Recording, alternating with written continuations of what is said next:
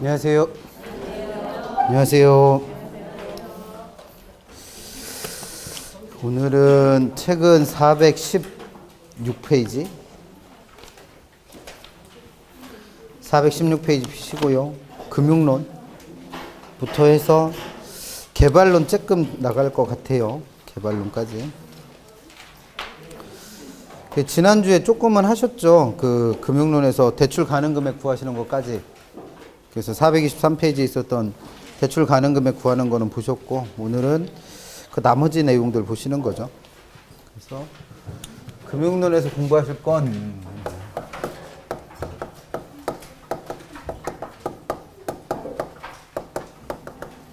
시험 문제는 6개 정도 낼 테고요.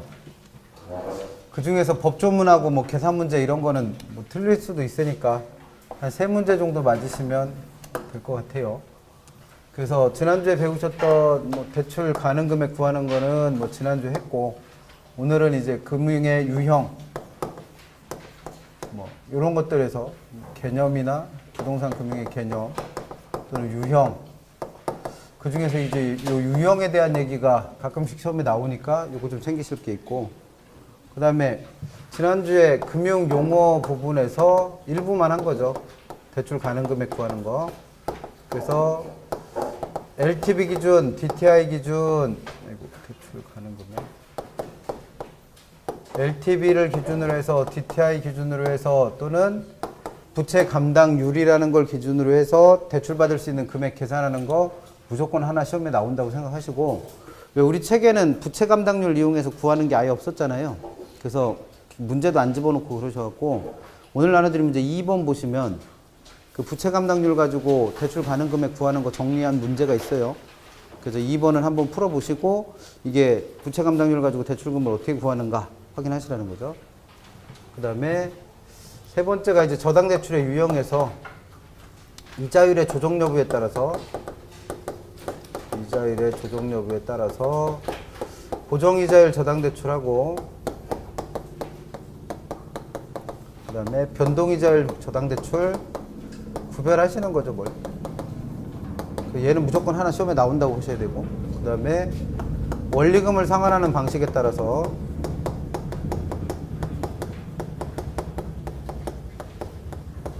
매년 원리금을 균등하게 상환하는 거, 원리금 중에서 원금만 균등하게 상환하는 거, 그 다음에 원리금이 점점점 늘어나는 거, 요 세 가지 구별하시는 것도 뭐 하나 정도는 시험에 꼭 나온다고 보셔야겠죠.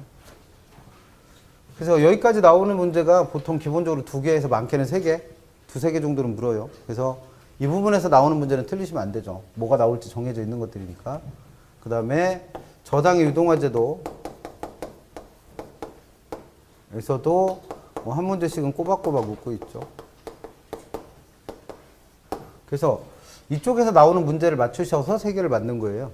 그렇게 하시고, 그 다음에 이제 나머지는 다 외우실 건데, 한국주택금융공사라는 회사가 있어요. 그래서 한국주택금융공사가 어떤 일을 하는가, 그 업무에 대해서 시험 문제 묻습니다. 한국주택금융공사의 업무에 대해서. 그 다음에 근데 이 업무가 우리 책에 보시면 이게 한 군데 이렇게 모아놔주면 좋은데 여기저기 흩어져 있어요. 그래서 공부하기가 좀 불편하게 돼 있으니까 한번 정리할 테고, 그 다음에 부동산 투자회사라는 회사가 있죠.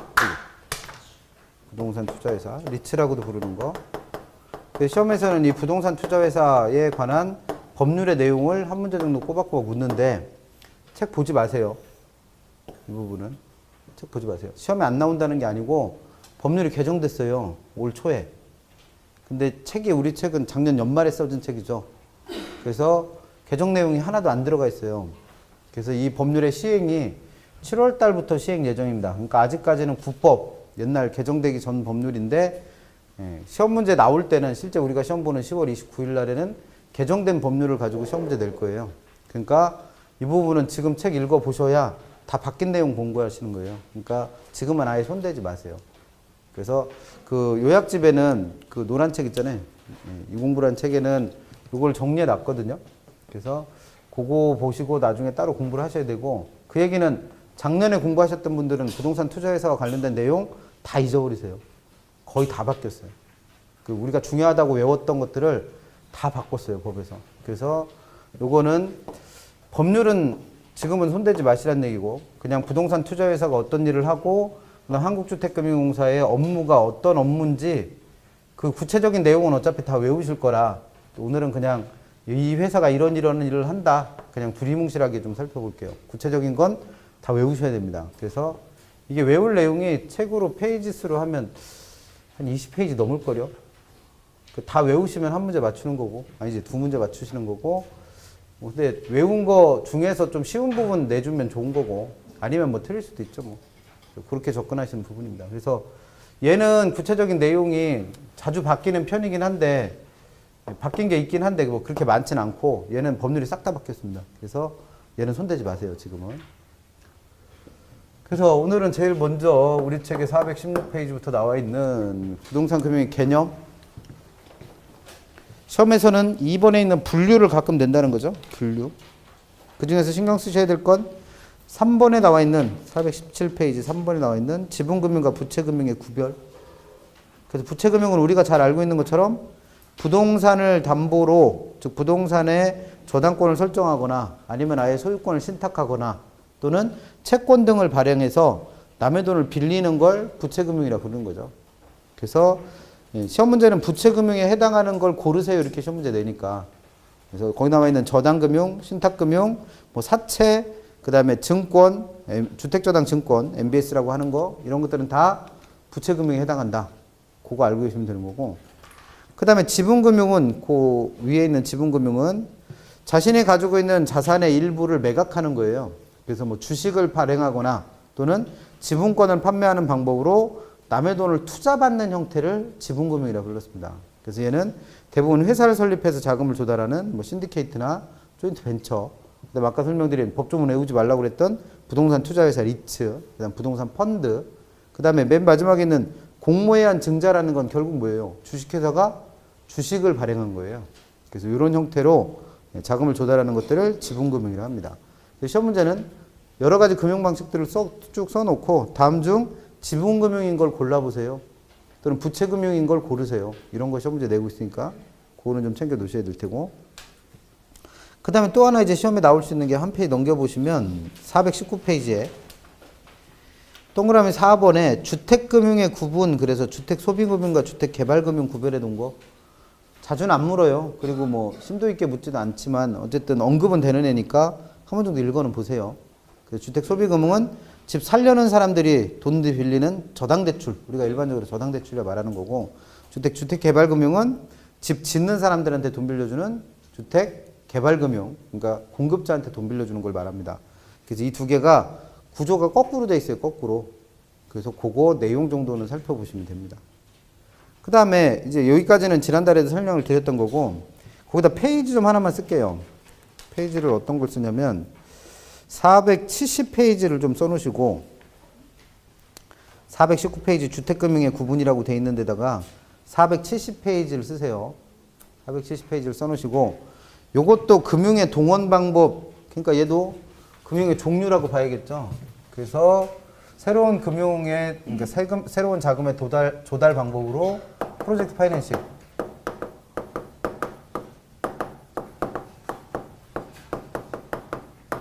PF라 부르는 거 에서도 시험 문제가 출제됩니다. 그래서 470페이지 같이 연결해서 공부하세요. 책에는 맨 뒤에 있어갖고 좀 불편하게 돼 있어서. 470페이지 보시면 부동산 금융의 동원 방법 그래놓고 양가로 1번에 PF를 써놨습니다. 공부하실 건 세 가지예요. 첫 번째 개념, 두 번째 특징, 세 번째 장단점.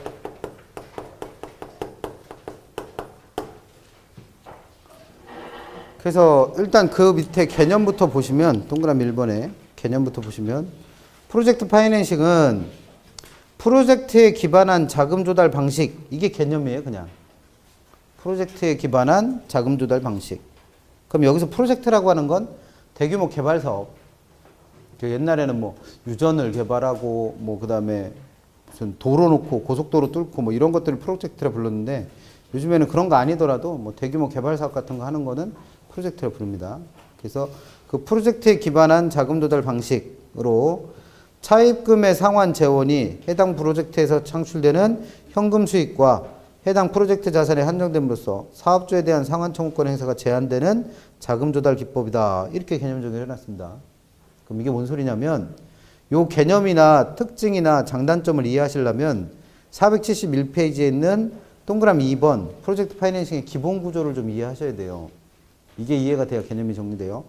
그래서 얘는 일단 그 프로젝트 금융 제목 달려 있는데 개발 사업 융자라고 돼 있죠. 그럼 얘는 아까 배웠던 부동산 금융의 종류 중에서 주택 개발 금융에 들어갑니다. 개발 금융. 그러면 일반적인 개발 금융이라고 하는 건 개발 사업을 진행하는 건설회사, 개발업자를 사업주라고 칭하는 거죠. 그럼 이 사업주가 금융기관을 직접 찾아가서 자기가 가지고 있는 부동산을 담보로 하거나 또는 사업주의 신용을 담보로 제공하고 금융기관으로부터 직접 개발 자금을 대출받는 형태가 기존의 개발 금융이었다는 거예요. 근데 얘는 그 구조를 보시면 동그라미 2번의 프로젝트 파이낸싱 기본 구조를 보면 이렇게 해서 자금을 대출받는 게 아니고 개발업자 즉 사업주가 자본금을 출자해서 그러니까 사업주가 돈을 댄 거예요. 사업주가 자금을 대서 별도의 사업 시행회사 영어로는 프로젝트 컴퍼니라 부르고 콩글리시는 프로젝트 회사라 불러요. 그러니까 사업주가 돈을 대서 뭘 하나 만든다는 거예요. 프로젝트 회사라는 걸 하나 만들어요. 그럼 이 프로젝트 회사라는 건 뭘 하는 회사다? 여기서 개발하려고 하는 이 프로젝트를 수행하는 걸 목적으로 만든 회사예요. 그래서 그런 프로젝트 회사를 설립한 다음에 누가 돈을 빌리는 거예요? 이 프로젝트 회사가 금융기관한테 가서 자금을 차입하는 겁니다. 근데 이 프로젝트 회사는 자산이나 이런 게 없어요. 얘가 그냥 자본금 된 회사니까. 그러면 이 돈을 빌려줄 때 부동산이나 신용을 담보로 제공한다, 안 한다? 안 한다는 거예요, 안 한다. 그런 거 없이 그냥 아까 개념에서 읽었던 것처럼 프로젝트로부터 나오는 뭘 가지고 수익을 기초로 해서 자금을 빌린 거예요. 그래서 이 프로젝트에서 발생할 수익성을 기초로 해서 그러니까 프로젝트 회사가 가지고 있는 자산을 가지고 해서 돈을 빌리고 이 프로젝트 회사가 그 수익을 가지고 이 자금을 상환하거나 뭐 빌렸다면 상환해야겠죠. 그 다음에 투자를 받았다면 그 수익을 배당해주는 이런 형태의 구조로 돼 있는 자금 조달 방식을 뭐란다? PF라 부릅니다. 그러니까 이 구조가 이해가 되셔야 나머지 내용도 설명이 돼요.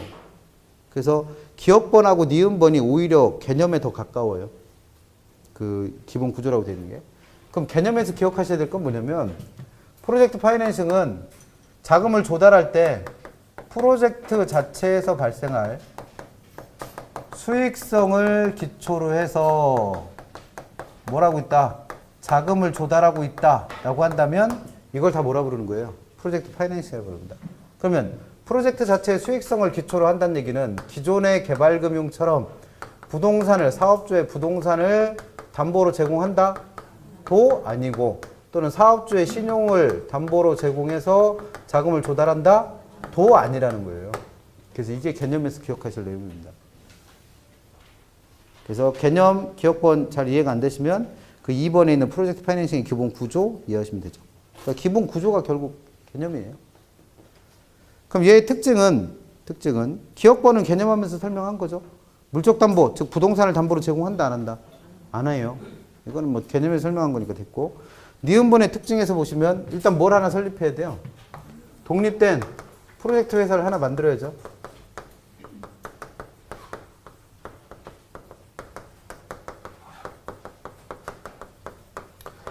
그래서 돈을 빌리는 주체, 이걸 차주라 불러요, 차주. 자동차 주인이 아니라 차입의 주체. 그래서 이 돈을 빌리는 주체가 누가 된다?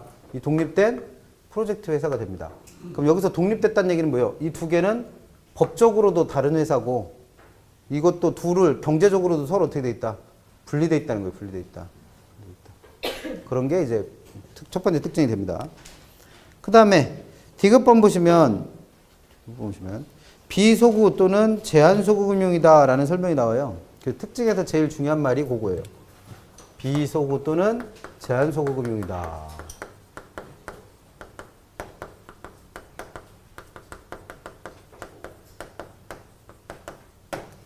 이 말이 뭐냐면 얘는 개발금융의 방식 중에서 사업주가 직접 돈을 빌린 게 아니라 프로젝트 회사가 돈을 빌린 거예요. 그러면 사업주는 왜 이 회사를 설립했냐면 이 회사가 돈을 끌어오면 그 돈을 얘는 이 개발 사업을 진행할 만한 자원이 없는 회사니까 얘한테 어떻게 하는 거예요? 하청 줘요, 하청. 쉽게 말하면. 발주를 하는 거예요. 그래서 얘가 뭐가 되는 거고 시행사가 되는 거고 얘가 일종의 시공사가 되는 거죠. 이런 구조로 이루어지는 거예요. 그러니까 돈은 얘가 빌려오지만 실제로 개발 사업은 누가 한다? 사업주가 직접 하는 거예요. 그러면 은행 입장에서도 얘한테 돈을 빌려줬지만 얘한테 돈이 간다는 건 알고 있겠죠. 그런데 그렇다고 해서 얘한테 돈 갚으란 말은 한다 못한다? 못한다는 얘기예요. 왜냐면 얘가 돈을 빌린 거기 때문에 얘가 그 프로젝트가 잘 돼서 수익이 나오는 거로 돈을 상환하는 거니까 만약에 프로젝트가 잘못돼서 수익이 안 나와갖고 이 돈을 상환하지 못한다 하더라도 사업주한테 이 돈을 갚으라는 말을 한다 못한다? 못한다는 얘기입니다. 즉 사업주는 이 자금에 대해서 상환할 책임이 아예 없어요. 상환할 책임이 아예 없다. 그럼 이걸 뭐라 부르고? 비소금융이라고 부르는 거고. 그러면 금융기관 입장에서는 돈 빌려주기가 쉽지 않겠죠. 왜냐면 얘는 아무것도 없고 실제로는 얘가 중요한 애인데 얘가 돈 한 푼도 안 갚아준다 그러면 돈 잘 안 빌려줄 거란 말이에요. 그래서 일부에 대해서는 상환 책임을 갖는 경우도 있다는 거예요. 그럼 이때는 뭐라 부른다? 제한소금융이라고 부릅니다. 그래서 특징의 가장 중요한 말이 이거예요. 즉 차주, 돈을 빌린 사람이 누구기 때문에 프로젝트 회사이기 때문에 돈을 상환하는 것도 누가? 프로젝트 회사가 해야 돼요. 그러니까 사업주는 이 프로젝트 회사가 못 갚는 돈에 대해서 상환 책임이 아예 없습니다. 비소금. 그 중에 일부에 대해서만 상환 책임을 져요. 제한소금이. 그 다음에 뭐 리을이나 미음은 이따가 장점에서 볼 거니까 됐고, 그 다음에 15번 보세요. 15번.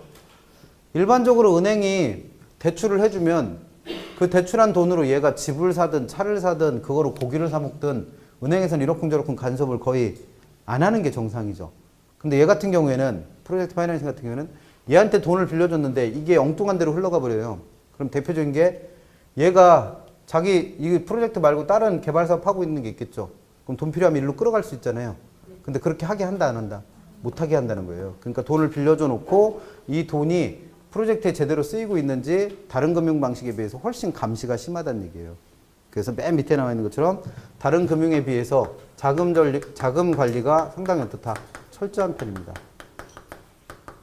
그래서 뭐 그 바로 위에 뭐 에스크로 계정 이런 게 그래서 나온 얘기예요. 그래서 특징 그 정도 기억하시고 제일 중요한 건 비소금 또는 제한소금이라는 거 기억하시면 되고, 그 다음에 한 페이지 넘기시면 동그라미 4번에 장단점 나오죠. 장단점. 그래서 장단점은 일단 장점은 프로젝트 회사는 그냥 사업주가 만들어 놓은 얼굴 마담이고, 그래서 얘를 모회사라 불러요. 모회사. 얘가 죄송합니다. 얘가 자회사, 얘가 모회사. 그러니까 얘가 만든 회사예요. 그러니까 얘는 사실 별로 중요한 애 아니고 중요한 건 누구랑 누구예요? 사업주랑 금융기관이죠. 그래서 프로젝트 파이낸싱에서의 장단점에서 특히 장점은 등장인물이 둘이니까 이게 사업주 입장에서 장점이 발생하는 건지 또는 금융기관 입장에서 장점을 발생시키는 건지 구별해서 생각하셔야 돼요. 그래서 시험 문제도 그렇게 나오고 책도 그렇게 정리되어 있죠. 그래서 A번에 있는 얘기는 아까 특징에서 했던 얘기, 비소금 금융 방식이 가능하기 때문에 상한 책임이 사업주에는 하나도 없죠. 그럼 돈을 갖다 쓰는 위험은 전부 다 돈을 빌려준 누구한테? 금융기관한테 가 있는 거예요. 또는 갚아야 되는 책임을 갖고 있는 프로젝트 회사가 책임을 집니다. 그래서 그게 이제 첫 번째 장점이 될 수 있고, 두 번째 B번에 부외 금융의 특성을 갖는다 이렇게 돼 있어요. 그래서 장점에서 사업주 입장에서 장점에서 제일 중요한 말은 부외 금융 효과라는 말이 제일 중요합니다. 부외금융. 그럼 이 부외금융에서 요 부는 뭘 뜻하냐면 장부예요. 장부. 그래서 장부 바깥에서 이루어지는 금융 이런 뜻입니다. 그럼 이 장부가 누구의 장부냐면 사업주의 장부예요. 사업주의 장부. 그럼 이게 무슨 얘기냐면 얘는 돈을 빌린 주체가 누구예요? 프로젝트 회사예요. 그러면 부채가 기록되는 건 얘의 장부지 얘의 장부상에는 돈 빌린 게 하나도 없는 거예요. 왜? 둘은 법적으로 서로 다른 회사니까. 그렇기 때문에 실제로 돈을 갖다 쓰는 건 얘지만 개발 사업을 진행하는 건 얘지만 얘 장부상에는 부채가 하나도 기록되지 않는다는 얘기예요. 그걸 무슨 효과? 부외 금융효과라 부릅니다. 그러면 사업주 입장에서는 어떤 장점을 볼 수 있는 거예요? 자기는 부채가 하나도 없는 회사니까 다른 데 가서 돈 빌리기가 그만큼 쉬워지죠. 그래서 그런 내용을 그 장점이라고 써놓은 거죠. 그 다음에 C번에서 사업주의 신용이 불량하거나 또는 사업주가 부동산을 담보로 맡길 게 없어요. 그렇다 하더라도 뭐만 확실한 게 하나 있으면, 프로젝트만 하나 확실한 게, 수익이 확실한 게 있으면 그만큼 대출받기가 쉽다라는 것도 장점이 되겠죠. 나머지 내용은 읽어보시면 충분하게 이해되는 거니까 요거 하나 주의해 주시고, 그 다음에 금융기관 입장에서의 장점으로는, 금융기관 입장의 장점은 A번에서 금융기관 이렇게 담보도 없이, 즉 부동산이나 신용을 담보로 제공받지도 못하면서 이렇게 막대한 돈을 빌려주는 이유는 그만큼 수익이 높으니까 그렇죠. 뭐. 그래서 다른 금융 방식에서 높은 수익을 얻을 수 있다라는 건 장점이고, 높은 수익을 얻을 수 있다. 그 다음에 B번에서도 보시면 금융기관은 사업주가 수행하는 모든 사업에 대해서 위험을 부담한다. 예를 들면 보통은 건설회사 같은 데는 주거래은행을 하나 갖고 있죠. 그럼 얘가 도산하면 어떻게 돼요? 은행도 같이 망해요. 근데 얘는 그게 문제가 아니라 그 사업이, 그 회사가 망하든 말든 누구한테만 돈 빌려준 거니까 개별 프로젝트에 대해서만 돈을 빌려준 거기 때문에 그만큼 위험이 어떻게 된다? 감소합니다. 그런 것도 특징이고. 그 다음에 B번하고 D번 같이 보세요. B번하고 D번. 그래서 돈을 빌려줄 때 만약에 전통적인 금융 방식인 개발금융으로 돈을 빌려주려면 사업주가 자산은 얼만큼 갖고 있고 얘가 얼만큼 신용도가 높은지 뭐 이런 것들을 다 평가해 본 다음에 대출을 해줘야겠죠. 그래야지 잘못 대출을 해줄 가능성이 없으니까. 그럼 은행 입장에, 아니, 돈을 빌려가는 입장에서는 뭐 장부 조작하고 뭐 신용도 잘못 이렇게 해서 얘한테 속이고 대출 받는 경우가 생길 거 아니에요. 근데 얘는 프로젝트 자체의 수익성만을 기초로 돈을 빌려주는 거기 때문에 돈을 빌리러 갈 때 이 프로젝트가 얼마나 수익성이 높은 애고 얼마나 사업이 잘 진행될 수 있는지 은행한테 충분한 설명을 해줘야지 대출을 해줄 거 아니에요. 그래서 프로젝트 파이낸싱에서 금융기관 입장에서는 사업주에 대한 신용평가 이런 건 안 해도 되고 프로젝트 자체에 대한 수익성 평가만 해보면 되기 때문에 잘못 알고 대출해줄 가능성이 그만큼 줄어듭니다. 그런 문제를 내가 잘못 알아서 잘못된 선택을 하는 경우를 정보의 비대칭성이라 불렀잖아요. 그래서 이런 정보의 비대칭성 문제가 다소 어떻게 될 수 있다? 완화될 수 있습니다. 해소될 수 있어요. 이런 것들은 금융기관 입장에서 장점입니다. 단점은 은행 입장에서 높은 수익을 얻을 수 있다는 얘기는 돈을 빌려가는 입장에서는 그만큼 비용이 많이 든다는 얘기죠. 그래서 다른 금융 방식에 비해서 금융 비용이 높다. 이건 뭐 단점이겠죠. 이자도 많이 물어야 되고 수익도 많이 배당해주고, 그 다음에 하다못해 이 프로젝트 회사를 설립해야 되니까 그만큼 돈이 좀 더 많이 드는 거죠. 그 다음에 참여하는 주체가 여러 사람으로 늘어나요. 그러다 보니까 얘가 위험을 서로 분산시킬 수 있는 건 장점이 될 수 있겠지만 그만큼 참여하는 사람들이 많아지면 어떤 거 하나 하려고 해도 다 서로 의견을 조정해 봐야 되잖아요. 근데 의견 조정이 쉽지 않다는 거죠. 그래서 서로 간에 의견 조정이 잘 안 되면 사업이 금방금방 시행이 안 돼요. 그래서 사업 지연이 나타날 수 있는 가능성도 갖고 있다라는 게 단점이 됩니다. 그래서 공부하실 건 세 가지인 게, 첫 번째 개념에서는 얘는 돈을 빌리는 기초가 프로젝트 자체에 어디에 있다? 수익성에 있다. 그 다음에 특징에서는 비소구 또는 제한소구 금융이라는 게 어떤 뜻인지 이해하시면 되고, 장단점에서는 장점에서 주의하세요. 이게 사업주 입장에서 장점인지 금융기관 입장에서 장점인지 구별해서 묻습니다. 그런 것들 정리하시면 돼요. 그래서 이런 문제가 오늘 나눠드린 문제 1번에도 있고 오늘 나눠드린 문제 10번에도 한 줄 들어가 있죠. 그럼 10번은 직접 풀어보시면 될 것 같고 1번을 보시면 1번 금융기관이 부동산 개발 사업에 대한 자금을 프로젝트 금융 방식으로 대출할 경우에 대출자로서 금융기관이 가질 수 있는 장점입니다. 그게 잘못된 것. 그럼 1번 부의 금융 효과를 누릴 수 있어 채무 수용 능력이 제고된다. 부의 금융 효과가 발생하는 건 장점이긴 하죠. 근데 이건 문제에서 뭘 물었어요? 금융기관 입장에서의 장점을 물었어요. 근데 부의 금융 효과가 생기는 건 사업주 입장에서의 장점이기 때문에 1번이 틀린 거죠. 장점이 아니어서 틀린 게 아니고 장점은 장점인데 이건 누구에서의 장점? 사업주. 문제에서 물은 건 금융기관. 그래서 1번이 틀린 거고 2번 프로젝트 금융은 다른 금융에 비해서 금리나 수수료가 높기 때문에 그만큼 수익이 어떻다? 높다. 그럼 은행 입장에서 장점이었죠. 그럼 3번 여러 사람이 참여하는데 그런 위험을 극복하기 위해 다양한 보증을 제공하기 때문에 위험이 그만큼 어떻게 된다? 감소한다. 그다음 4번 당해 개발 사업에 대한 사업성 검토만 하기 때문에 정보의 비대칭성 문제는 줄어들 수 있다. 그다음에 이 사업주하고 개발 사업은 서로 어떻게 돼 있다고 그랬어요? 독립돼 있다고 그랬잖아요. 그래서 사업주가 망한다 하더라도 개발 사업은 전혀 영향을 안 받고 계속 회사만 바꿔서 계속 진행하면 되죠. 뭘. 그래서 영향을 안 받는다는 것도 장점입니다. 답은 1번. 이런 것들 물어요. 그래서 가끔씩 언급은 되는 문제들이기 때문에 한 번 정도는 봐주셔야 될 겁니다.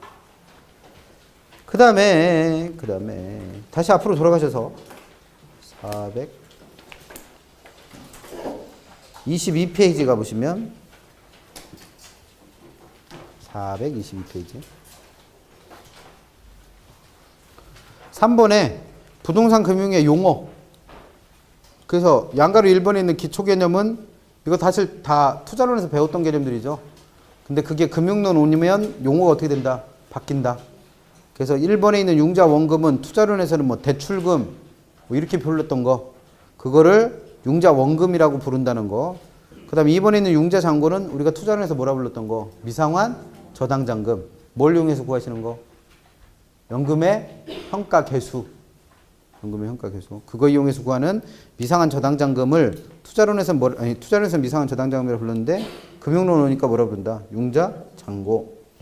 그 다음에 3번에 있는 월부금은 처음에 부채 서비스액 개념 설명드릴 때 부채 서비스액과 동의어되는 것들을 설명드렸잖아요. 그래서 원리금 상환액, 저당 지불액, 월부금 이런 것들이 전부 다 누구랑 동의어다? 부채 서비스액과 동의어다. 그래서 부채 서비스액이라 불렀던 걸 투자론 오니까 금융론 오니까 뭐라 부른다? 월부금. 그러면 시험 문제 낼 때 투자론에서는 투자론 용어로 내고 금융론에서는 금융론 용어로 낸다? 그딴 거 없다는 얘기예요. 그러니까 얘네들이 동의어라는 걸 알고 계셔야 문제를 풀어요. 그 동의어 정리하시는 거고. 그 다음에 2번에 있는 이자율은 중요한 게 2번에 있는 실질이자율과 명목이자율 구별하시라고 그랬죠. 이걸 하셔야 뭘 하니까? 고정금리와 변동금리를 구별하니까. 그래서 이자율에는 명목이자율이라는 것도 있다고 그랬고 이자율에는 실질이자율이라는 것도 있다고 그랬고 그럼 이 둘의 관계는 책에 나와 있는 개념대로 명목이자율은 인플레이션까지 포함한 이자율이고 실질이자율은 인플레이션을 뺀 이자율 뭐 이렇게 설명했는데 명목이자율은 뭐라고 이해하시랬어요? 실제 대출해주는 대출이자율. 그래서 만약에 은행이 차입자한테 10% 매년 10% 이자를 받고 대출을 해줬다. 그럼 이 10%를 뭐라 부르는 거예요? 명목이자율이라 불러요. 그러면 10% 이자로 돈을 빌려주면 10% 이자율로 돈을 빌려주면 은행은 전부 다 10%가 자기의 수익이 된다? 그건 아니라는 거예요. 그래서 이 10% 중에서 은행이 실질적으로 가져가는 수익률을 실질이자율이라 부르는 거예요. 그러면 이 명목이자율이 전부 다 실질이자율이 될 수도 있겠지만 이 돈을 빌려준 기간 동안 계속 뭐가 발생하니까 인플레가 발생하니까 인플레로 인해서 돈의 가치가 떨어지는 만큼은 은행의 수익이 되지 못한다는 얘기예요. 그래서 만약에 그 기간 동안 발생하는 인플레이션율이 2%다라고 한다면 그 2%를 빼고 난 8%가 은행에 뭐가 된다? 실질 이자율이 되는 거죠. 그래서 얘네들의 관계가 명목 이자율은 어떻게 구한다? 실질 이자율에다 뭘 더해서 인플레이션율을 더해서 구하는 거고 거꾸로 실질 이자율을 구하고 싶다면 명목 이자율에서 인플레이율을 빼면 되는 거죠.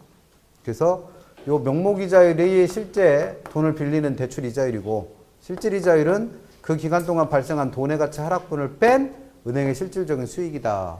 이 관계 이해하시면 되죠. 그 다음에 423페이지에는 뭐 LTV, DTI, 부채 감당률은 지난주에 해서 계산 문제까지 설명드렸고 오늘 하나 드린 문제 2번은 쉬는 시간에 꼭 풀어보세요. 이게 아예 책에 없어요. 문제 자체가. 근데 시험에 나오는 거니까 챙겨두시고 그 다음에 425페이지 가시면 양가로 5번부터 양가로 9번까지 나와 있는 게 금융에서 발생하는 위험이죠. 금융에서 발생하는 위험. 그래서 제일 중요한 건 뭐랬어요? 여기 나와 있는 이 5가지 위험들은 그 위험을 부담해야 되는 사람이 기본적으로 다 누구다? 대출자다라고 했죠. 언제 그렇게 거짓말을 쳤어? 대출자라고 했어요. 대출자. 그래서 채무불이행 위험은 돈을 빌려간 차입자가 이 돈을 못 갚는 위험을 말했죠. 그럼 이걸 금융론에서 뭐라 불렀지만, 투자론에서는 금융적 위험이라 불렀지만, 금융론에 오니까 뭐라 부른다? 채무 불이행 위험이라 합니다. 그러니까 이게 차입자 입장에서는 뭐가 되는 거고, 금융적 위험. 대출자 입장에서는 채무 불이행 위험. 그럼 6번에 있는 조기상환 위험은 차입자가 빌려간 돈을 미리 갚아버리는 거예요. 그럼 대출자는 미리 돈 받았으니까 더 좋은 거 아닌가요? 가 아니라 이자 수익이 더 이상 발생하지 않기 때문에 그만큼 손실이 될 수 있다는 거죠. 이걸 차입자의 조기 상환에 따른 대출자의 위험 이렇게 부르는 거고. 7번에 있는 이자율 위험은 예상치 못했던 인플레 등으로 인하여 이자율이 변동하면서 내가 얻을 수 있는 수익이 줄어드는 위험이에요. 그럼 이걸 투자론에서는 뭐라 불렀고? 인플레 위험이라 불렀고, 금융론 넘어오니까 이자율 위험이라 부른다는 거죠. 그 다음에 8번에 있는 유동성 위험과 9번에 있는 법적 위험은 우리가 투자론에서 배웠던 거랑 개념이 똑같죠, 뭘. 그래서 대출자도 차입자한테 돈을 빌려주면 그 빌려준 돈이 차입자한테 묶여있기 때문에 현금이 부족해질 수 있잖아요. 그래서 생길 수 있는 위험이 유동성 위험. 그 다음에 대출과 관련된 법적 환경이 바뀌면서 은행에서 손실을 볼 수도 있는 위험을 법적 위험. 그러면 지금 나와 있는 5가지의 위험들은 이게 투자론에서 배웠던 거랑 어떻게 다른지 구별하시고, 그 다음에 이 위험들을 기본적으로 부담하는 사람은 다 누구다? 대출자다. 거기까지가 부동산 금융의 유형, 여기까지 유형 설명한 거고, 그 다음에 기본적인 용어 설명한 거고, 그 중에서 해마다 시험 문제 내는 건 대출 가능 금액을 구하세요는 무조건 나온다고 그랬고. 그래서 이 부분에서도 시험 문제가 아까처럼 프로젝트 파이낸싱 내고 대출 가능 금액 내면 2문제까지도 나올 수 있는 거고. 근데 보통은 뭐 금융의 유형 이런 건 잘 안 묻는다는 거예요. 그러니까 그냥 금융 용어와 관련해서 대출 가능 금액 구하는 건 무조건 할 줄 아시면 된다는 겁니다. 그 다음에 426페이지를 가시면 저당 대출의 유형 배우실 건데, 그 중에서 이자율을 조정할 수 있느냐 여부에 따라서 고정이자율 저당 대출하고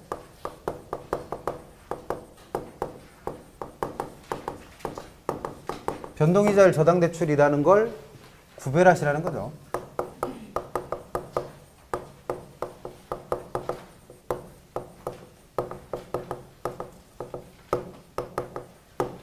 모의고사 내일 보세요? 모레 일요일 날 봐요? 많이 안 보시겠네, 일요일 날 보시면. 개론은 제가 냈다고 그랬죠? 네, 그래서 계산 문제는 조금 어려우실 거예요. 아마 7개 정도 냈는데, 뭘 아예요. 원래 시험에서 7개 나오는데. 많이 나올 때는 12개까지 나왔는데. 그래서 7개를 냈는데 숫자가 조금 똑똑 안 떨어져요. 그래서 아마 계산하기가 조금, 그러니까 계산 방법은 다 똑같은데, 예를 들어 숫자가 뭐 1000만 원 이렇게 똑똑 떨어지면 좋은데 뭐 1121만 원 뭐 이런 식으로 나오게 해놨어요. 제가 뭘 아우요. 어차피 계산 손으로 안 하잖아요. 계산기 3번 더 누르는 게 뭐가 그렇게 어려워. 그래서 그렇게 해서 계산하시게 돼 있으니까, 계산 문제는 기본적으로 우리 처음부터 얘기하지만 뭐예요? 기본 문제, 계산 문제에 대한 기본적인 나의 태도. 그새 까먹었어? 안 푼다요, 안 푼다. 그래서 여실하게 보여드릴게요. 계산 문제를 손대면 어떻게 망하는지. 이번 모의고사는 그런 의도로 낸 거니까, 계산 문제는 언제 푸시라는 거예요? 안 풀고 있다가 맨 마지막에 시간 남아 돌 때. 근데 그런 기적은 생긴다, 안 생긴다? 거의 안 생겨요. 그러니까 계산 문제는 풀 일이 거의 없어, 사실. 근데 다 배운 거 냈어요. 다 계산하실 수 있는 걸 내놨으니까 시간 되시면 풀어보시고, 나머지 내용은, 계산 문제를 뺀 나머지 문제는 그냥 무난하게 냈어요. 근데 회사 쪽에서, 이제 새로 출판사 쪽에서 그 난이도를 중 정도로 내달라고 그래서 너무 쉽게 내진 않았어요. 그래서 아주 쉽게 1회차처럼, 이렇게 얘기하면 또 30점 맞은 분들이 쇼크 먹을지도 모르는데, 1회차처럼 쉽게는 안 냈어요. 조금 난이도가 있을 겁니다. 그리고 들리는 소문에는 민법이 더럽게 어렵다는 소문이 있으니까 시험 잘 보시고. 근데 뭐 어려우나 쉬우나 별반 차이 없잖아요. 어려워도 40점 맞는 거 똑같고 쉬워도 40점 맞는 거 똑같은 거 아니에요? 쉽고 어렵고는 그냥 선생님들 입장에서 푸는, 그러니까 문제를 내신 분들 입장에서 생각이고, 다행인 건 2차는 조금 쉽다라는 소문이 있더라고요. 중개사법 이런 거는. 그런 게 더 충격이에요. 쉽다고 그랬는데 점수 안 나오면 차라리 어려운 게 나아. 그러면 뭐라고 그러면 돼? 아, 이번 시험이 더럽게 어려워서 점수가 안 나왔어. 나랑은 상관 아무도 없는데. 책으로는 426페이지. 426페이지 가시고. 시험은 자꾸 보세요. 자꾸 봐서 익숙해지는 수밖에 없어요. 426페이지 가시면 고정금리 상환 방식 나오죠. 그 다음에 기본서에 바로 이어서 변동금리를 써놓은 게 아니라 우리 체계로는 430페이지에 써놨습니다. 430. 변동금리 저당대부. 그래서 왔다 갔다 하면서 공부를 하셔야 되니까 그거 좀 정리해 놓은 게. 그 다음에 고정이자율 저당대출에서는 제일 먼저 426페이지 나와 있는 개념. 얘는 이름 그대로 이자율이 고정되어 있는 건데 모든 이자율이 다 고정되는 건 아니에요. 인플레에 따라서 시장의 이자율은 시시각각 변화를 하죠. 근데 그 시장 이자율이 변하거나 말거나 차입자한테 적용되는, 차입자한테 처음에 빌려준 대출 이자율은 변하지 않고 고정되어 있는, 그래서 얘가 불변인 불변인 방식을 고정이자율 저당대출이라 부릅니다. 그래서 모든 이자율이 다 안 변하는 게 아니라 시장의 이자율은 계속 변해요. 근데 그러거나 말거나 대출 이자율이 안 변하는 게 고정금리죠. 그러면 얘는 대출 이자율을 산정할 때 아까 대출 이자율로 사용하는 건 이자율의 종류 중에 누굴 쓴다고 그랬으니까 언제 그렇게 얘기했어? 명목 이자율이라고 그랬지. 그래서 명목 이자율을 갖다 써요. 그래서 요 명목 이자율을 계산하는 거니까 실질 이자율에다가 그 기간 동안 매년 발생할 것으로 예상되는 인플레이율을 더하고 거기다가 위험에 대한 대가, 대출자가 아까 부담해야 될 여러 가지 위험들이 있었죠? 그래서 그 위험에 대한 대가를 포함해서 이자율을 산정합니다. 그럼 예를 들어서 은행이 자기가 얻을 수익을 3%를 잡았고 그 다음에 예상되는 인플레이션율을 매년 2%를 잡았고 자신이 부담해야 될 위험에 대한 대가를 2%로 잡았다면 이 당시에 새로 대출을 받은 사람은 그 이자율이 몇 프로로? 7%로 정해진다는 거예요. 그러면 이 7%로 적용된 이자율이 중간에 시장 상황이 변해도 계속 저당 기간이 끝날 때까지, 즉 융자 기간이 끝날 때까지 어떻게 되는 거예요? 고정되어 있는 겁니다. 이걸 두고 고정이자율 저당대출이라고 불러요. 그래서 시장이자 그 고정이자율 저당대출에서 시험에 어떻게 또 냈었냐면 고정이자율 저당대출이란 대출 당시에 이자액이 융자 기간이 끝날 때까지 고정되는 방식이다. OX. 다시. 고정이자율 저당대출이란 대출 당시에 이자액이 저당 기간이 끝날 때까지 고정되어 있는 거다. X입니다. X. 이자액은 계속 변하죠. 왜? 융자 잔고가 줄어들면 계속 변하니까. 그러면 이자액이 고정되어 있는 게 아니라 뭐요? 이자율. 그런 거 갖고 시험 냅니다. 그래서 문제 풀 때 한 글자 한 글자가 중요한 거죠. 그럼 이건 예상치고, 예상이고, 예상과는 다르게 인플레가 더 많이 발생한 거예요. 그러면 우리가 맨날 하던 얘기, 인플레가 발생하면 돈의 가치가 떨어지니까 이자율은 어떻게 된다? 상승한다고 배웠죠. 그럼 그 이자율이 왜 올라가냐면, 은행에서는 똑같이 실질 이자율 3%를 원하고 있고 예상했던 인플레는 2%인데 이때 예상했던 것보다 인플레가 훨씬 더 많이 발생했다는 얘기죠. 그러면 5%까지 올라갔다고 가정을 해보는 거예요. 그리고 은행은 위험대가 여전히 2%를 요구하고 있는 상황이라면 이 상황에서 새로 대출해주는, 대출받는 사람은 그 이자율이 얼마까지? 10%까지 올라간다는 거예요. 그래서 시장 이자율이 어떻게 된다? 올라간다는 얘기죠. 그러면 지금 은행 입장에서는 10% 이자를 받아야 자기 몫으로 얼마를 챙기는 거예요? 3%. 근데 얘한테는 그러거나 말거나 이자율이 여전히 얼마다?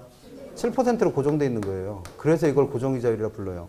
그러면 얘한테는 10% 받아야 3% 챙기는데 얘한테는 얼마밖에 못 받기 때문에 7%밖에 못 받기 때문에 얘네들을 빼고 나도 다 이거 다 합치면 7%나 돼버리잖아요. 그러면 이걸 빼고 나면, 이 중에서 이걸 빼고 나면 자기가 챙길 몫이 있다 없다? 없다는 얘기 없다. 이런 상태가 예상보다 인플레가 더 많이 발생했을 때입니다. 그러면 시험 문제에서는 이걸 정리해서 물어요. 그럼 이걸 정리해보면 이와 같이 예상보다 인플레가 더 많이 발생할 때는 은행이 챙겨야 될 실질적인 수익, 즉 실질 이자율은 상승한다, 하락한다? 하락합니다. 하락. 이거 시험에 물어요. 그럼 실질 이자율이 하락한다는 얘기는 은행 입장에서는 자기가 얻을 수익이 줄어든 거니까 그만큼 손실을 보고 있다는 거고, 돈을 빌려간 차입자 입장에서는 남들 10% 이자 볼 때 자기 혼자 이자는 몇 프로니까? 7%니까 차입자는 그만큼 이익을 보고 있다는 얘기예요. 시험은 이거 묻습니다. 그러면 우리가 방금 전에 설명했던 위험의 종류 중에서 이와 같이 예상치 못한 인플레가 발생하면서 이자율이 변동을 해서 내가 얻을 수 있는 수익이 감소되는 위험을 우리는 뭐라 부르고, 투자론에서는 인플레 위험, 금융론에서는 이자율 변동에 따른 위험, 이자율 위험이라 부른다 그랬죠.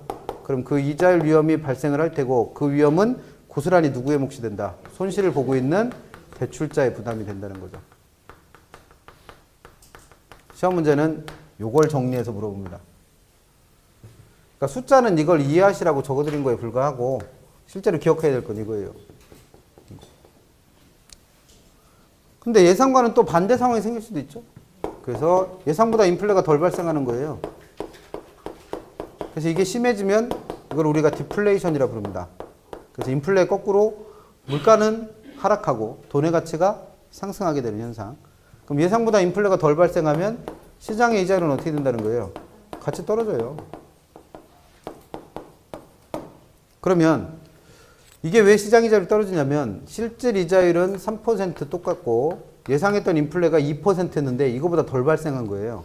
그래서 예를 들어서 디플레 상황이 돼서 인플레가 마이너스가 돼버렸어요. 그럼 이 말은 뭐예요? 물가가 오히려 어떻게 됐고, 하락했고 돈의 가치가 더 높아졌다는 얘기입니다. 그 상태에서 똑같이 위험대가 2%를 요구하고 있다면, 이 시점에서 새로 대출을 받는 차입자한테는 그 이자율이 4%로 적용이 된다는 거예요. 그러면 내가 대출받을 당시보다 이자율이 어떻게 된 거예요? 떨어진 거죠. 뭘 떨어진 거. 근데 이렇게 이자율이 떨어지거나 말거나 여전히 내 이자율은 얼마? 7%로 그냥 고정되어 있는 게 고정이자율입니다. 그러면 은행 입장에서는 이 사람한테 4% 이자만 받아도 자기 수익을 3% 챙겨갈 수 있는 거죠. 근데 얘한테는 얼마나 받아? 7% 이자나 받는단 말이에요. 그럼 받는 게 더 3%나 많아졌으니까 자기가 챙길 수 있는 수익이 그만큼 어떻게 된 거다? 많아진 거죠. 뭐. 시험 문제는 이걸 물어요. 그럼 이걸 정리해보면, 이와 같이 예상보다 인플레가 덜 발생하는 상황이 되면 은행이 챙길 실질적인 수익인 실질 이자율이 그만큼 어떻게 된다? 상승합니다. 그러면 실질 이자율이 상승한다는 얘기는 그만큼 은행에서는 자기가 얻을 수익이 많아졌다는 얘기죠. 그럼 대출자는 기본적으로 이익을 볼 테고, 그 다음 차입자 입장에서는 남들은 4% 이자 볼 때 자기 혼자 7% 이자를 물고 있으니까 그만큼 차입자가 손해를 보고 있는 상황이죠. 그럼 이 손해를 보는 차입자가 그냥 이 대출을 계속 유지해도 되겠지만, 자기가 보니까 다른 은행 가서 새로 대출 받으면 이자율이 4%밖에 안 되는 거예요. 그럼 새로 대출을 받아서 기존 대출을 어떻게 하고 상환하고 새로운 대출을 갚겠죠. 이걸 대출을 갈아탄다고 표현하고, 이게 아까 설명드렸던 차입자가 만기가 되기도 전에 뭐 할 수 있는 거? 조기 상환할 수 있는 가능성이 생기는 겁니다. 그래서 이걸 다른 말로 차입자의 중도 상환 또는 만기 전 상환이라 불러요. 그럼 아까도 얘기했지만 차입자가 이렇게 미리 돈을 갚으면 대출자는 돈을 빨리 받았으니까 그만큼 이익이다? 가 아니라 이자 수익을 발생하지 못하니까 그만큼 손실이 생긴다는 거죠. 그걸 두고 차입자의 조기 상환 위험이라고 합니다. 그러면 이런 차입자의 조기 상환 위험도 이자율의 변동으로 인해서 생긴 위험이에요. 근데 그 위험을 고스란히 누가 부담한다? 대출자가 부담해야지 뭐. 그래서 시험 문제에서는 이걸 묻는다는 거죠.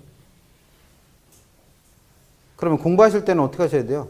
일단 시험 문제에서 묻고 있는 게 고정금리에 대해서 묻고 있다. 그러면 요 상황을 묻고 있는 건지 요 상황을 묻고 있는 건지를 구별해야 답을 서로 다르게 할 수 있겠죠.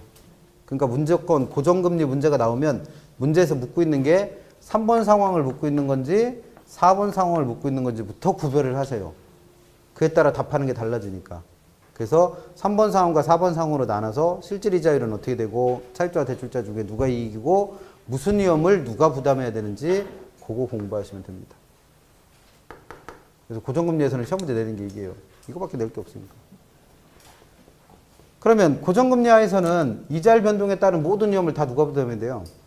대출자가. 그 이유가 뭐 때문에? 시장 이자율이 변해도 차입자한테 적용되는 이자율의 변화가 없었으니까. 그럼 거꾸로 시장 이자율 변함에 따라서 대출 이자율도 변하게 하면 대출자는 이런 위험을 부담할 필요가 없어지는 거죠. 그래서 만든 게 변동이자율이라는 거예요. 그래서 우리 책에 430페이지 가시면 변동이자율이라는 거의 개념은 똑같아요. 시장의 이자율이 계속 변하죠. 인플레에 따라서 시장의 이자율이 계속 변하면 그 시장 이자율 변화하는 거에 맞춰서 이렇게 맞춰서 변하는 걸 연동한다고 그러죠. 시장 이자율 변화에 연동해서 누구도 대출의 이자율도 계속 어떻게 되는 거다? 변화를 하게 만들어 놓은 겁니다. 이걸 두고 변동이자율 저당대출이라 불러요. 그러면 이걸 만들어낸 이유는 430페이지 써있죠. 니은번에. 기억번은 개념 설명한 거고 430페이지 1번에서 기억번은 개념이고 니은번은 인플레이로 인한 이자율 변동 위험을 고정금리 하에서는 누가 부담했었다? 대출자가. 근데 이걸 누구한테 떠넘기려고? 차입자한테 떠넘기려고 만든 게 변동금리라는 거죠. 그럼 그 옆에 동그라미 4번에 보면 장단점 뭐 이런 거는 공부할 거고 4번에 보면 대출이자율을 산정하는 방법을 써놨잖아요. 그럼 아까처럼 명목이자율로 대출이자율을 계산하면 이자율의 변동이 안 나타나죠. 그러니까 얘는 대출이자율을 산정하는 방법을 바꾼 거예요. 그래서 지표금리라고도 부르는 대출 기준금리에다가 더하기 가상금리라는 게 있다면 더하고 얘는 기본적으로 더해지는 겁니다. 혹시라도 우대금리라는 게 있다면 그걸 빼서 이자율을 산정한다는 얘기죠. 이게 이자율을 산정하는 방법이에요. 그럼 그 밑에 나와 있는 내용은 당연히 누구와 누구에 대해서 설명하고 있어요. 기준금리와 가상금리에 대해서 설명을 했겠죠. 그래서 그 밑에 기억번의 기준금리는 조금 이따 보시고 한 페이지 넘겨서 432페이지 표 밑으로 가보시면 가상금리라는 거에 대한 설명을 해놨어요. 그럼 이 가상금리 또는 우대금리라고 하는 건 철저하게 차입자에 따라서 결정되는 이자율이에요. 그래서 차입자의 신용도가 어떠냐, 차입자가 우리 은행과 얼만큼 거래 실적이 있느냐 이런 것들을 가지고 그만큼 더하는 금리가 가상금리고 그만큼 빼주는 금리가 우대금리인 거죠. 그래서 뭐 마케팅 같은 거 할 때 은행도 요즘에 뭐 새로 생긴 거 하나 있잖아요. 뭐 ISA인가? 뭐 통합자산 관리통장인가 뭐 이런 거 할 때 자기네들한테 돈 유치해야지 자기도 유리할 거 아니에요. 그래서 이런 거 가입해주면 뭐 하는 거예요? 대출 이자를 좀 깎아주고 이러는 거죠. 그런 걸 뭐요? 우대금리. 이런 거. 그러면 이런 가상금리나 우대금리는 시장 이자율이 변할 때 영향을 받는다 안 받는다? 안 받아요. 아무 관계 없어. 그냥 차입자에 따라 결정되는 거기 때문에. 차입자가 나한테 무슨 금융상품을 하나 들어줬느냐 안 들어줬느냐의 문제니까. 그러면 시장 이자율 변화에 영향을 받는 건 누구라는 거예요? 기준금리에 따라서 영향을 받는 거고 이 기준금리가 변하면서 누가 변하는 거다? 대출 이자율이 변할 수 있도록 한 게 변동이자율 저당대출이라는 거죠. 그러니까 변동금리에서 이자율이 변하는 원리는 누가 변하기 때문에 그래요? 기준금리가 변하니까. 그래서 중요한 건 누구예요? 기준금리. 그래서 설명도 누가 훨씬 더 많이 해놨어? 기준금리가 당연히 많이 해놨죠. 그래서 보세요. 431페이지에서 기준금리는 A번. 현재 우리나라에서는 요 기준금리가 두 가지가 있다는 거예요. 두 가지. 그러니까 기준금리가 뭐예요? 이렇게 물어보면 뭐예요? 변동금리에서 대출 이자율을 변하게 만드는 애. 그게 기준금리예요. 그래서 우리나라에서는 그 기준금리를 두 가지를 쓴대요. 하나는 3개월 만기의 CD 이자율, 양도성 예금증서의 이자율을 사용해 왔고 그 다음에 코픽스라는 게 2003년도 2월 달부터 새로 만들어져서 활용되고 있습니다. 그러면 그 책에는 요게 뭐고 요게 뭔지 설명해 놨는데 양도성 예금증서의 이자율은 한번 읽어보시면 충분하고 코픽스 보세요. 코픽스. 그래서 D번에 나와 있는 코픽스는 코스트 오브 펀드 인덱스라고 그래서 코스트가 비용, 펀드가 자금 조달, 인덱스는 지수. 그럼 이걸 우리말로 바꾸면 자금 조달의 비용 지수입니다. 그래서 두 번째 줄, 가의 두 번째 줄 보시면 코픽스는 은행의 자금 조달 비용을 반영한 대출 기준금리래요. 얘도 기준금리 한 종류인데 뭘 반영했다? 은행의 자금 조달 비용. 그래서 시중에 있는 9개 은행들이 거기 정기예금부터 금융채까지 나와 있는 게 자금을 조달하는 방법이에요. 은행도 자기 돈 가지고 대출해 줄 수는 없으니까 여러 가지 방법으로 자금을 마련하죠. 그러면 그 자금을 마련하는 여러 가지 방법이 있는데 그 자금을 마련해 오는데 필요한 뭐가 있겠어요? 비용이 있을 거 아니에요. 비용. 이자율에 따라서. 그러면 그 비용을 가중평균해서 매달 산정한 게 뭐다? 그게 코픽스입니다. 근데 맨 밑에 보면 그 코픽스의 종류가 두 개가 있다는 거예요. 월말 잔액 기준 그리고 한 페이지 넘어가시면 월중 신규 취급액 기준 이 두 가지 방법으로 매달 산출하는 게 누구다? 코픽스입니다. 책을 어떻게 그렇게 그지같이 편집을 해놔갖고 제일 중요한 게 두 개가 한 페이지 이렇게 넘어가 있어요. 왔다 갔다 읽으셔야 되는데 코픽스에는 결국 종류가 두 가지 있다는 거죠. 누구랑 누구? 잔액 기준과 신규 취급액 기준.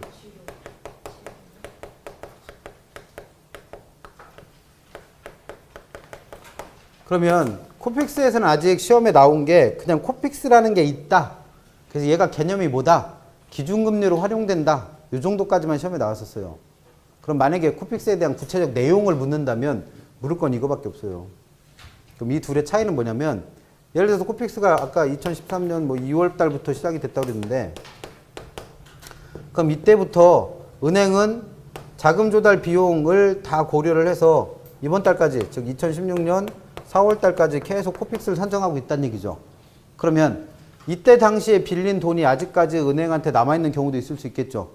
그러면 그런 것들을 다 합쳐갖고 이번 달치 코픽스를 산정했으면 이게 뭐가 되는 거예요? 잔액 기준. 그거 아니고 오로지 이번 달에 자금 조달한 것만 가지고 코픽스를 산정하면 이게 뭐 신규 취급액 기준.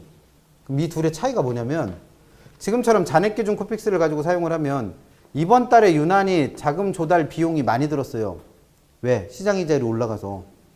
시장 이자율이 올라가면 그만큼 이자를 많이 줘야 되니까 자금 조달 비용이 늘죠. 그러면 이번 달에 유난히 그 비용이 높아졌다 하더라도 그동안 값을 다 전체 평균 냈으니까 그게 그렇게 크게 반영되질 않는다는 얘기예요. 그러면 이번 달에 유난히 금리가 높아진 게 그렇게 많이 반영되지를 않을 거라는 겁니다. 그래서 금리의 변동이 크지 않아요. 그걸 금리 변동성이라 하는데 반대로 신규 취급액 기준은 이번 달만 가지고 코픽스를 산정한다며요. 그럼 이번 달에 유난히 비용이 높게 들어갔어요. 그럼 이번 달 코픽스 값은 엄청 높아지겠죠. 그러면 그만큼 기준금리의 변동 가능성이 어떻다? 커요. 얘는 몇 년치를 평균 내서 하는 거고 얘는 이번 달 것만 가지고 평균 내는 거니까 이번 달에 변화가 심할 때 얘는 변동이 거의 없고 얘는 변동이 매우 심하고 그럼 이걸 어디다 써먹냐면 차입자들은 이걸 가지고 어떤 판단을 할 수 있냐면 지금 시장의 이자율이 엄청나게 오르고 있어요. 그럼 그 오르는 게 가능하면 나한테 적게 반영되는 게 좋겠죠. 그러려면 누구를 빌리는 거예요? 잔액 기준으로. 그래서 얘는 금리가 어떻게 하고 있을 때 상승하고 있을 때 유리하단 말이 그래서 나오는 거고 반대로 금리가 막 떨어지고 있습니다. 지금 대출 이자율이 쭉쭉 떨어져요. 그러면 그 떨어지는 게 나한테 바로바로 반영될 수 있으면 좋겠죠. 그러면 코픽스를 결정할 때 누구로? 신규 취급으로 빌려라는 거예요. 그래서 얘는 금리가 하락할 때 유리하다는 거예요. 그래서 코픽스 가지고 만약에 시험 문제 물어보면 낼 거 이거밖에 없어요. 그래서 우리 책에 그 코픽스에 대한 코픽스와 CD 금리 비교해 놓은 표 있고 코픽스의 선택 기준이라는 데에서 잔액 기준과 신규 취급액 기준 두 가지 구분해 놓은 거 있잖아요. 왜 그런지 설명 안 하고 결론만 딱 써놨잖아. 금리 상승계 유리하다, 금리 하락계 유리하다. 그거 이해하시라는 얘기예요. 그러면 이거는 이제 변동금리의 개념이고 그럼 아까처럼 예상했던 대출 당시의 예상과는 다른 상황이 발생할 수 있죠. 그래서 3번 상황, 예를 들어서 예상보다 인플레가 더 어떻게 됐을 때, 높아졌을 때, 그러면 그만큼 시장의 이자율은 어떻게 되더라? 상승한다 그랬죠? 그 이유는 설명드렸고, 그럼 시장 이자율이 그만큼 상승하는 게 고스란히 어디에 반영되는 거예요? 기준금리에다 반영을 해요. 그럼 기준금리가 그만큼 어떻게 될 테고, 높아질 테고, 기준금리가 높아지는 만큼 차입자한테 적용되는 대출 이자율도 같이 어떻게 된다는 거예요? 상승을 한다는 거예요. 그럼 우리가 배웠던 위험의 개념 중에 이와 같이 인플레가 발생함으로써 이자율이 변동하면서 내가 얻을 수익이 감소되는 위험을 뭐라 불렀고? 이자율 위험이라 불렀고 그 이자율 변동의 위험을 이제는 그런 이자율 변동으로 인해서 내 대출 이자율이 높아져서 내가 은행한테 갖다 줄 돈이 더 많아진 누가? 차입자가 이 손실을 봐야죠. 이거 왜 만들었다 그랬어 처음에? 고정금리하에서는 이게 누구한테? 대출자한테 부담이 됐었는데 차입자한테 넘어온 거죠. 그러니까 쉽게 말하면 뭐예요? 이자율 변하면 그때그때 차입자한테 그 이자율 변화를 떠넘기는 거예요. 그냥. 그게 변동 이자율입니다. 그럼 거꾸로 상황도 있겠죠. 아까 4번 상황. 예상보다 인플레가 덜 발생할 때. 그러면 시장의 이자율도 같이 어떻게 된다? 하락한다는 거예요. 그러면 그 시장 이자율 떨어지는 게 누구에 반영되니까? 기준금리에 반영되니까 기준금리도 같이 하락할 때고 그에 따라서 나의 대출 이자율도 같이 떨어질 거라는 거예요. 그러면 차입자 입장에서는 아까처럼 고세를 못 참고 다른 은행 가서 냉큼 대출 받으다가 기존의 대출을 상환한다? 그럴 필요가 없죠. 왜? 좀 기다리면 내 이자율도 그만큼 떨어질 거 아니야. 그러니까 차입자가 뭐 할 필요가 없어졌고 조기 상환을 할 필요가 없어졌고 그에 따라서 차입자의 조기 상환에 따른 위험도 대출자는 부담할 필요가 없어진 거죠. 그래서 이자율 변동에 따른 모든 위험을 대출자가 부담하다가 이제는 누구한테 넘긴 거예요? 차입자한테 떠넘긴 거죠. 그래서 변동금리가 만들어진 겁니다. 그래서 어떻게 차이 나는지 구별하시면 되고 그 다음에 우리 책의 430페이지 보시면 아까 개념에서 기억하고 니은만 읽어봤잖아요. 그럼 나머지 이제 디귿과 리을의 문제인데 일단 리을에 나와 있는 얘기는 뭐냐면 기준금리가 변하면서 대출이자율이 변한다고 그랬는데 이게 아무 때나 시도 때도 없이 막 바뀌면 은행도 번거롭고 차입자도 번거롭단 말이에요. 그래서 대출할 때 조정 주기를 정해요.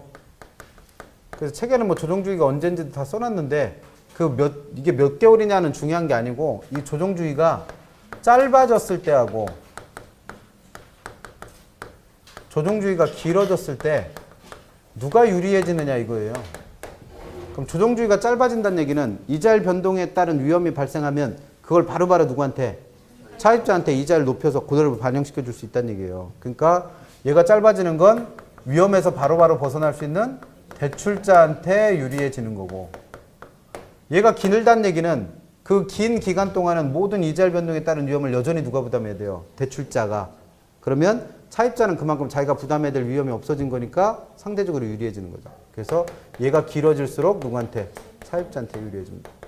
그래서 요걸 써놓은 게 뭐예요? 요게 리을번에 나와야 되는 얘기예요.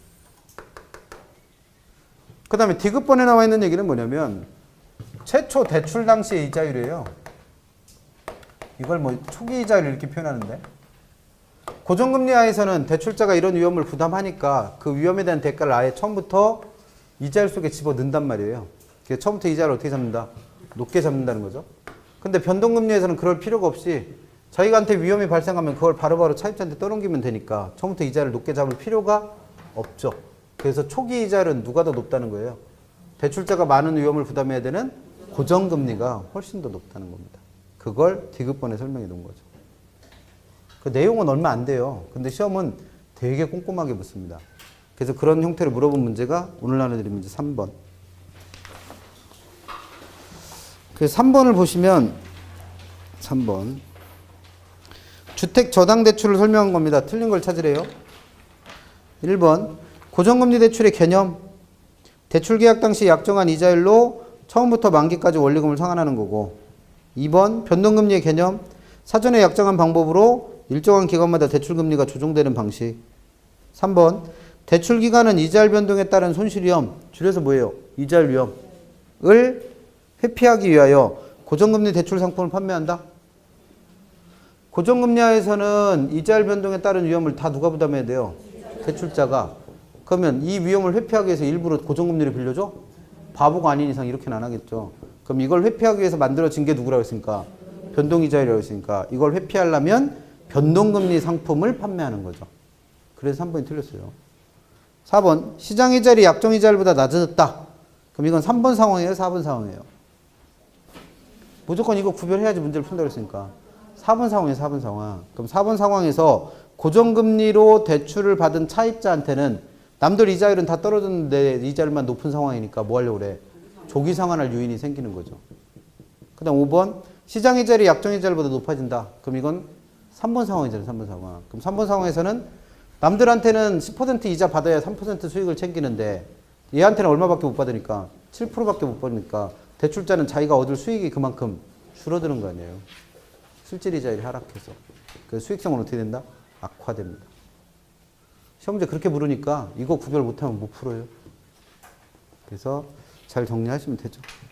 여기까지 하시고 잠깐만 쉬었다가는 다시 앞으로 돌아가셔서 426페이지 가시면 원리금을 상환하는 방법에 따른 분류를 또 정리해놨어요. 잠깐 쉬었다 할게요.